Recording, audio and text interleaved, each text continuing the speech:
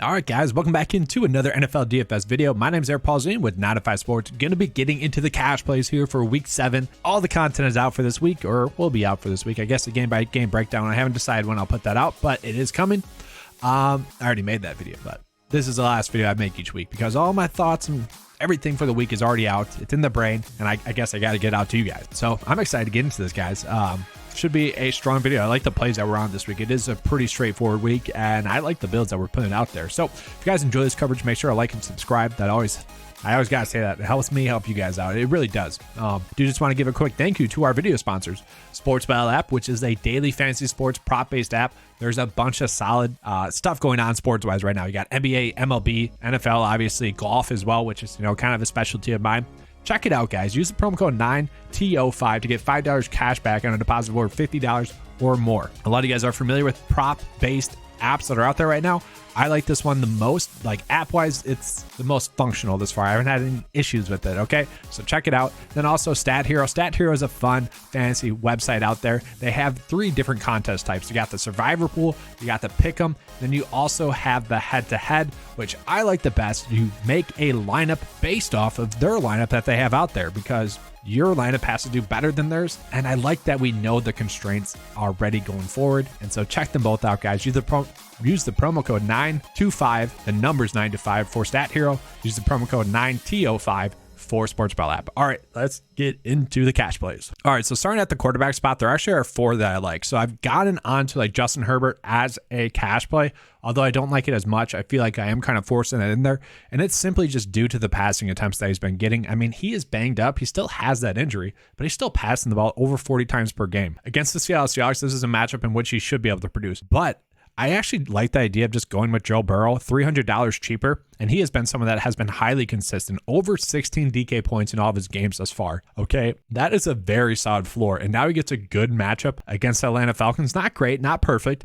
but a matchup in which shouldn't hinder any performance. So his average of 23 DK points or so, he should be able to do that, especially with T. Higgins back healthy and ready to go. Joe Burrow should be locked into having a very solid DFS day. I will say Aaron Rodgers as well, and some people are probably cringing when I say this, but the more I've dove into this week, did my deep dives for this week, Aaron Rodgers kind of stands out. We look at this 4-game stretch in there, like these are tough matchups. And in the Jets, like I have touched on how good the Jets are. Like they are a solid team. This 4-week stretch where he was getting 17 DK points in tough matchups, Chicago, not a bad defense. Tampa Bay, a good defense. New England Patriots, a good defense. The Giants, a good team, a good defense. Still able to score 17 DK points. The point that I'm trying to make is he is going against a terrible pass defense now. Like if the Packers do struggle in this game, it's panic mode. It's full on panic mode. Okay. I like Aaron Rodgers this week. I think it doesn't take much for him to get 3 more DraftKings points to get to 20 DK points. He should be a strong play. And like if you're in this price point range, when you're filling out your build, I would feel confident playing Aaron Rodgers. I'd rather go Joe Burrow first and then probably the next player I'm going to mention, and then Aaron Rodgers, but it all depends on price point. This is ugly, but Matt Ryan, guys, I think the passing attempts will be there against the Tennessee Titans. Not a lock and load, and I take that back. I'd rather play Joe Burrow, then Aaron Rodgers, then Justin Herbert, then Matt Ryan. But if you guys are trying to fit in a bunch of studs into your builds, obviously you need to find a value quarterback play. I think that'd be Matt Ryan. We've seen him have 2 bad games, okay, where he scored under 10 DK points. If he just gives us 16 DK points this week against the Titans, he'll be fine. He went for 22 DK points against the Titans earlier this year.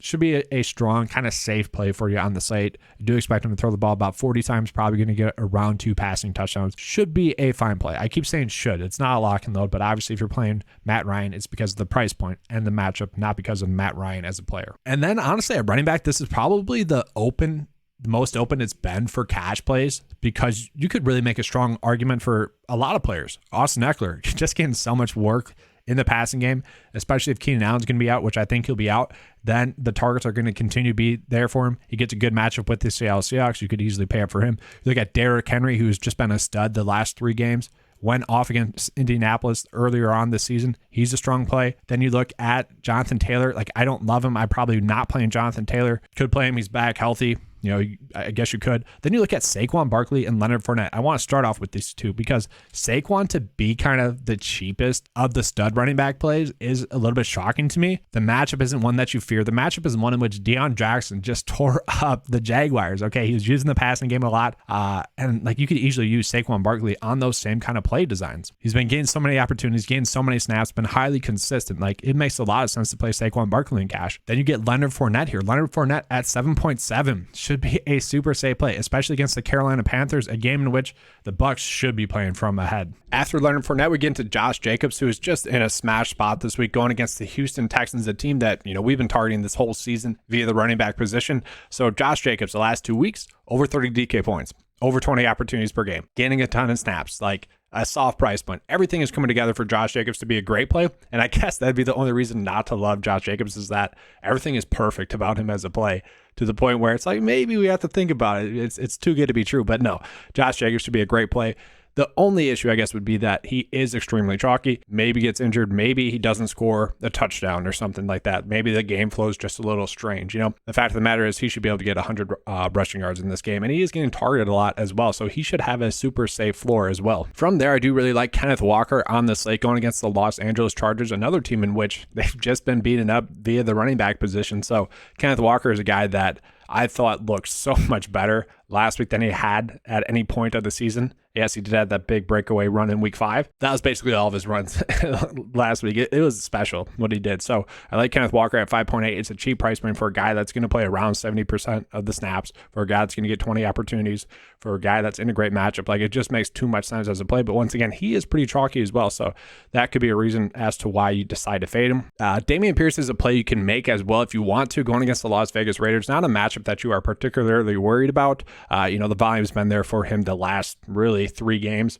Been very productive, and it seems like people have kind of forgot about how good he had looked. Almost 3 straight games of over 20 DK points. A fine matchup. He's someone I could play as well, especially if you need to dip down in the price point range. If you don't want to pay up for one of the studs, you could easily play him. And then we got the news that I was hoping for at the start of the week. J.K. Dobbins, well, I shouldn't say that. That sounds mean. But J.K. Dobbins has been ruled out, which means Kenyon Drake at 5.1 is going to be an elite value, probably the best value on the slate. He gets the best matchup on the slate going against the Cleveland Browns, a team that has just been tore up via the running back position, especially to some like the Atlanta Falcons and stuff. Like, all the running backs look good against him.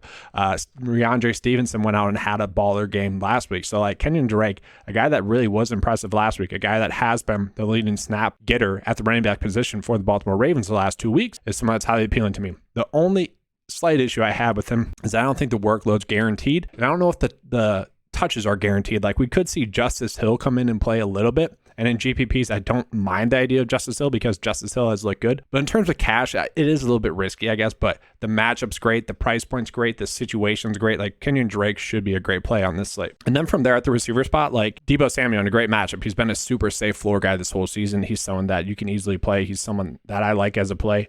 Eventually, I think CMC with that trade will start to hinder his production. But until that happens, I'll be on Deebo Samuel a decent amount. The problem with Deebo Samuel as a play is that CeeDee Lamb is cheaper, and he's been a volume hog for this offense, and the offense should be much improved with Dak Prescott as the quarterback now. He's seen an average of 10 targets this season, averaging over 10 DK points per game at 6.8 in this matchup. It's highly appealing, guys. Improved quarterback play, best matchup that he's had thus far this season. I guess you could say Washington was an easy matchup as well, probably about the same matchup. He should be able to go off 6.8, cheap price point, just put him into your builds. And then a player that I've gone on as the week has went on is T. Higgins, because you look at the results of games in which he's been healthy. He's really went out and been pretty good. Last week, 9 targets for 10.7 DK points. The previous weeks, 28 DK points, 14, 19. The targets were there, 9, 7, 10. Like, the targets are there, the volume's there, the price point is there as well. He is a strong price point play in a matchup against the Falcons, in which they just gave up 2 touchdowns to Brandon Ayuk, a receiver number 2. Obviously, T. Higgins is receiver number 2. He's someone that I like a lot on the slate as well. Looking at Brandon Cooks, the snap share has been there.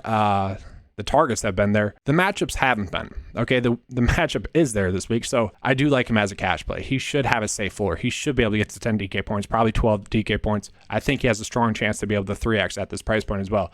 Obviously, if you're playing Damian Pierce in cash, you can't play Brandon Cooks, although I think Brandon Cooks is a fine play if you want to go with him. I will say Allen Lazard is another cash play that I like. If you guys want to roll with him, you can, especially if you're playing Aaron Rodgers. You could go with Romeo Doubs as well.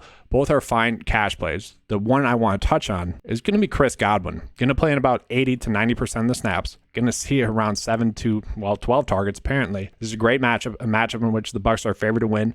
And that's kind of the issue, I guess, is that maybe they just go off and dominate too much to the point where one of the players doesn't, need to be used all that much. And maybe that's just Chris Godwin. You saw with the Buffalo Bills against the Steelers, like all the players were great plays, but it ended up just being like Gabe Davis and a little bit of Diggs. And then like someone like Devin Singletary, who was a great play, was able to hit value because, well, he didn't need to play at all in the second half. I guess that could happen with Chris Godwin. I don't see that happening. I see him being a safe 2x return play. It's a great price point for him. Should have a safe floor. And then tight end wise, guys, it's pretty simple. Like Greg Dulcich, he's the highest projected on tight end on the slate, and that's for good reason. In his first game, played 70% of the snaps, was able to score 12.4 DK points. The Broncos love him. So we should love him as a play at the minimum price. It is kind of just a simple play. I guess if you want to fade him, you could go with Cade Otton, who last time we saw Cade Otton operate as the tight end number 1 for the Bucs. aka the last time Cameron Brate was out, he saw 90% of the snaps and scored 10.3 DK points. So he'd be a strong pivot as well. Defensively, you can really play whoever you want then. Like if you're going with this kind of build approach, personally, I do like just paying down for the Seahawks defense going against the Chargers.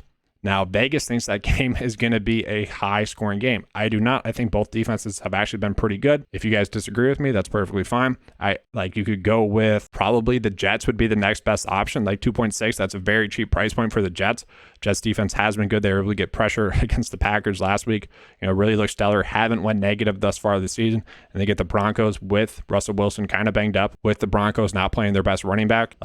The Jets should be a strong defensive play for you. And then, a lot of salary left over. Where can we make an upgrade? Maybe for now, Kenyon Drake. No, I want to play Kenyon Drake in my build, but you could go Allen Lazard. So I'll have to figure out how I want to get Kenyon Drake into my build. Maybe just pay up for Lamar Jackson. Let's actually look at that real quick. I like that. That works too. Get a nice solid quarterback play. And then from there, I guess the only it would be Lamar Jackson and Kenyon Drake together. That doesn't really correlate too well. That's interesting there, but I think that should be a solid build. All right. Thanks for watching, guys. Let's have a good week. And as always, let's keep cashing.